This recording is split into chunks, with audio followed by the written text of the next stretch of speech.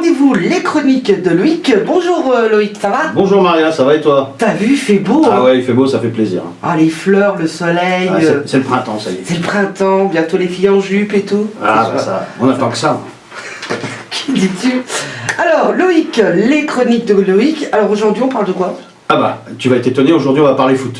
Non. Ah si, incroyable. Belle nouveauté. Ah oui, hein, écoute, on fait ce qui marche. Et on va commencer comme d'habitude par parler de l'AGIA. Qui donc recevait le week-end dernier Montpellier, la Lanterne Rouge, qui avant ce match avait déjà un pied en Ligue 2. Bon bah maintenant ils ont les deux pieds aussi. Hein. Bon. Ouais. Alors l'AGIA est en chantier. Pas l'équipe heureusement, mais le stade. Plusieurs révolutions vont avoir lieu. Premièrement, le camping à côté du stade a été racheté par le club il y a déjà quelques temps et il devrait servir de parking qui serait fortement appréciable car les jours de match c'est la galère pour se garer à Auxerre, ça a toujours été. Ah ouais. Donc ce serait bien, ouais.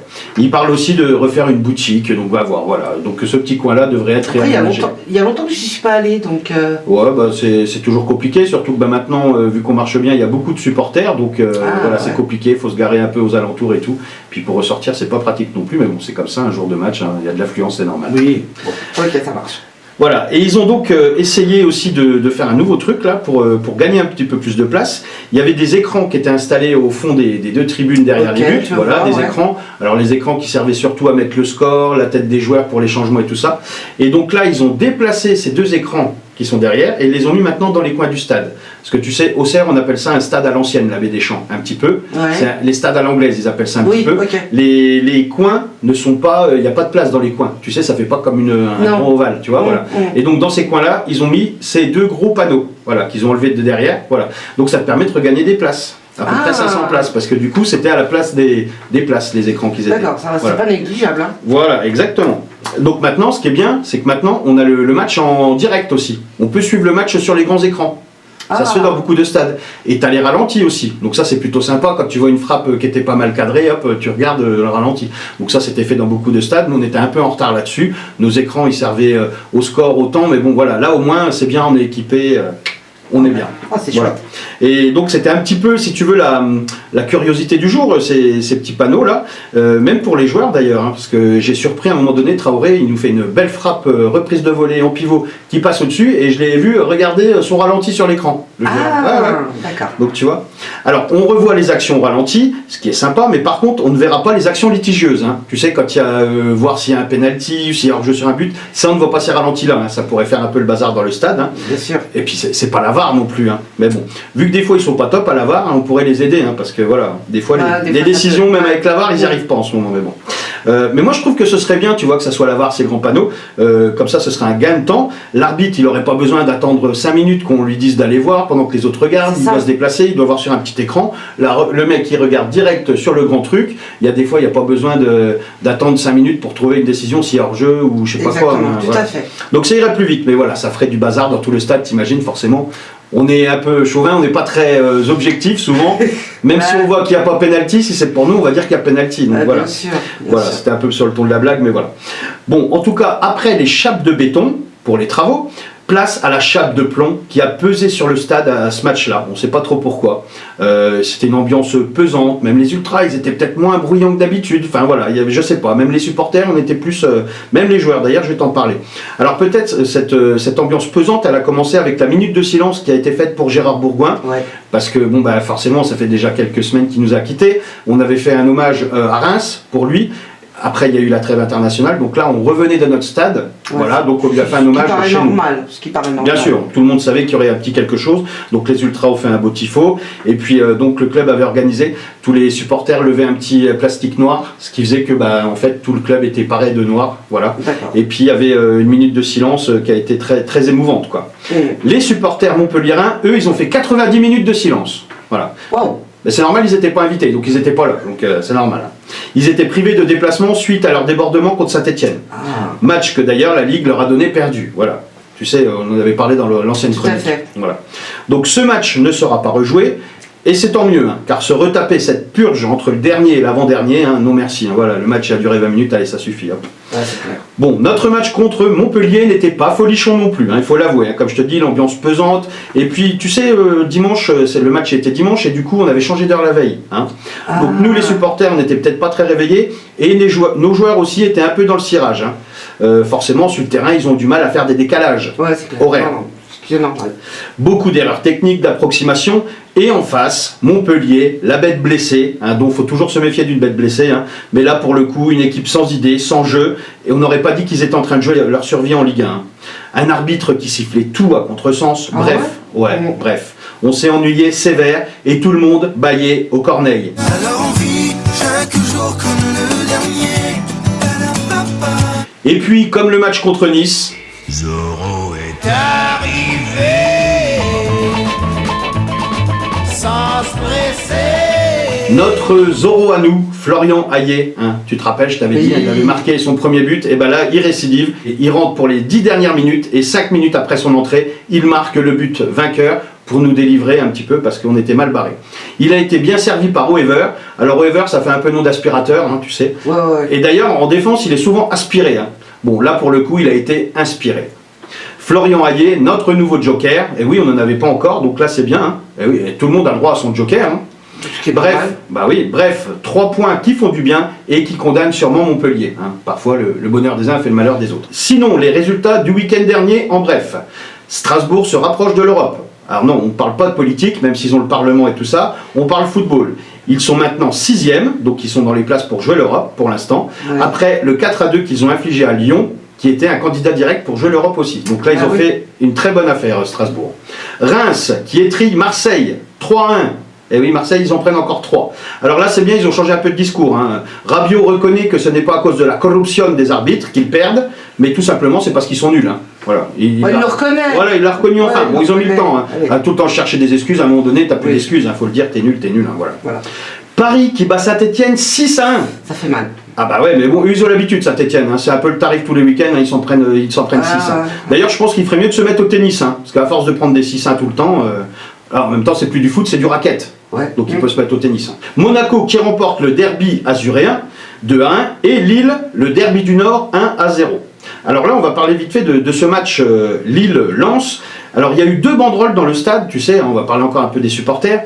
Il y a eu des banderoles un peu bizarres des supporters lillois. Le premier, un tifo géant. Alors tu sais ce que c'est les tifos? Non. Les tifos, c'est quand ils font des grandes toiles, hein, c'est un peu comme des bâches en plastique, avec des dessins, des messages, des trucs comme ça, tu sais. C'est très beau, c'est beaucoup de boulot et c'est très beau. Bon bah là malheureusement, ils s'y sont pris comme des pieds. Hein. On n'a rien compris et pour cause, ils avaient mis la moitié du tifo à l'envers, rendant le visuel incompréhensible. Si tu veux, tu avais une grande partie, alors je sais pas, je vais dire une connerie, mais 20 mètres sur 20 mètres, enfin tu vois, un truc énorme, il était à l'endroit, et l'autre partie était à l'envers.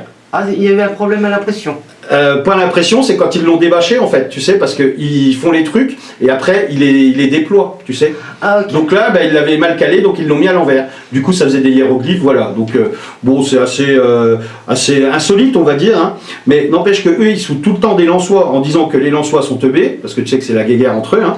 Bon, bah là, pour une fois, c'est eux qui sont passés pour des cloches. Hein. Voilà. Et puis il y avait une deuxième banderole un peu mystérieuse où était inscrit 18h48, quai numéro 8. Terminus, tout le monde descend. Bizarre comme banderole, tu sais, dans un stade de foot. Hein.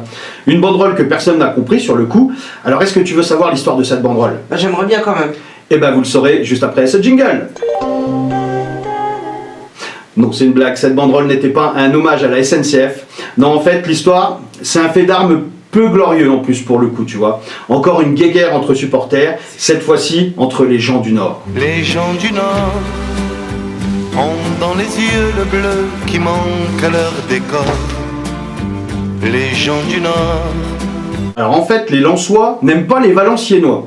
Tu vas me dire qu'est-ce qu'ils viennent faire là, c'est un match à Lille-Lens, tu verras. Alors qu'ils voyageaient dans le même train, pas de bol, supportant leur équipe respective qui jouait dans le sud, Lens allait à Montpellier, Valenciennes allait à Nîmes. Départ de Tourcoing pour les deux équipes, forcément ils se retrouvent dans le même train pour aller dans le sud. Hein. Forcément, avec la rivalité, hein, c'était un peu chaud.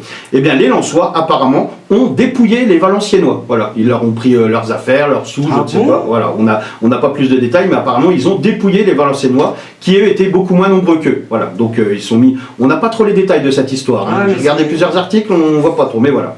En tout cas, les Lensois, eux, ils s'en sont vantés sur les réseaux sociaux en disant qu'ils avaient dépouillé les Valenciennois dans ce train. Et les Lillois, eux, ils détestent les Lensois. Alors, quand ils ont vu passer l'info sur les réseaux, ils les ont attendus à la gare au retour dans le Nord, hein, et ils les ont dépouillés à leur tour. Bah retour à... Ouais, mais bon, tu sais. Alors après, j'espère que c'est les bonnes personnes, parce que bon, dans ceux qui voyagent, t'as aussi, comme je dis tout le temps, les familles, les enfants. Donc si le pauvre père de famille, c'est lui qui se fait dépouiller, lui, il est pour rien dans l'histoire. Donc d'où en tout cas le truc, 18h48, quai numéro 8, étant l'endroit du rendez-vous du retour où ils les ont attendus, les Lillois, voilà. C'est dur, hein. Eh oui. Voilà encore un fait divers à rajouter au palmarès de nos supporters en France, il n'y en avait pas besoin.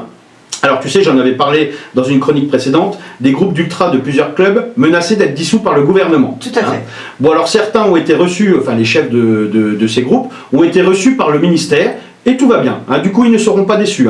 Ils ont une preuve de mise à l'essai un petit peu, tu vois. Alors surtout, il y avait 2 groupes de Stéphanois qui étaient dans le collimateur de la Ligue et du gouvernement. Tout à fait. Donc eux, ils se sont rendus là-bas, donc voilà, ils ont eu gain de cause, entre guillemets, on ne ferme pas leur groupe. Alors pour rappel, il y a 2 ans, je ne sais pas si tu avais suivi, quand la GIA les avait battus en barrage pour eux, Saint-Etienne restait en Ligue 1 et nous monter en Ligue 1, on était en Ligue 2, voilà. Ouais. Le match retour, c'était chez eux, on les bat au penalty.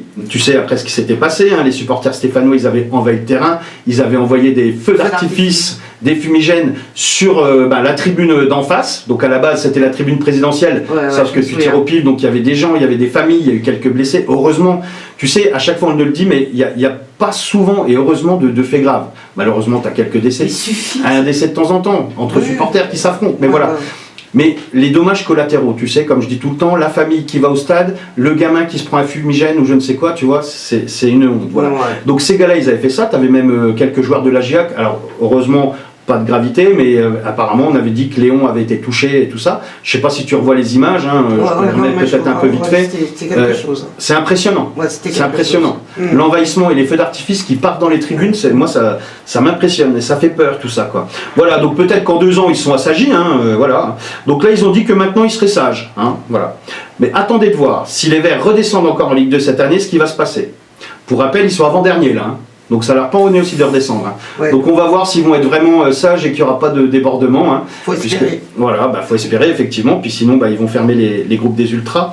En tout cas, tout ce que je peux dire, c'est que ce qui est bien dans un stade, quand ça se passe bien, c'est que les supporters adverses soient là. C'est une communion normalement le foot entre supporters. Je sais qu'il y a des rivalités, mais bon, il faudrait que tout le monde se calme. Là, tu vois, Auxerre, les supporters de Montpellier n'étaient pas là. Bon, ça s'est ressenti dans l'ambiance générale. Je sais pas, quand les supporters adverses sont pas là, c'est bizarre, ça fait un creux, ça fait un vide. Oui, il n'y a pas du tout la même ambiance, il n'y a pas du tout le même, de fête quoi. Ouais, c'est ça. Et puis voilà, ça fait partie du truc. Les supporters adverses, normalement, doivent avoir le droit d'aller voir un match. Donc, les supporters marseillais et parisiens, il y a longtemps qui, eux, ne vont plus chez l'un et l'autre. C'est compliqué. Voilà, c'est compliqué. Mais bon, c'est quand même dommage, voilà. Bon, en tout cas, eux, les supporters montpelliérains, normalement, devraient être sages ce week-end, enfin on l'espère, car ils ont fait un communiqué pour dire aux supporters de ne pas venir au stade. Voilà, pour ne pas supporter l'équipe. En gros, ils disent, voilà, ils sont nuls, ils jouent pas, donc on vient pas. Ça devient ridicule. Ils sont déjà presque condamnés, mais bon, c'est pas une raison. Malheureusement, ton équipe, normalement, tu dois la supporter dans la victoire, mais comme dans la défaite aussi. Exactement. Alors, je comprends l'énervement. Le soutien est là, est important. Voilà. Et puis bon, par respect pour ton club, de toute façon, c'est comme ça. Bon, malheureusement, il y a des fois où ça se passe moins bien. De toute façon, il en faut toujours 3 qui descendent chaque année.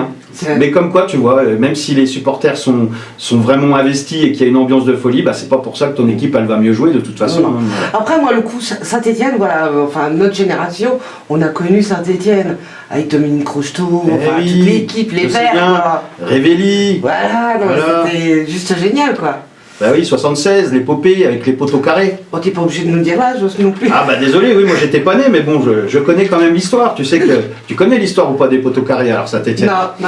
Alors parce qu'en fait, ils se sont retrouvés en finale, je crois que c'était la Ligue des Champions, ça s'appelait pas comme ça avant, contre le Bayern de Munich, je crois. Et voilà, et ils avaient fait un super match, effectivement, c'était l'équipe de rêve avant, Saint-Etienne en 76, c'était peut-être la meilleure équipe d'Europe. Et ils perdent en finale, ils font beaucoup de poteaux en fait dans cette finale-là. Et à l'époque, les poteaux étaient encore carrés.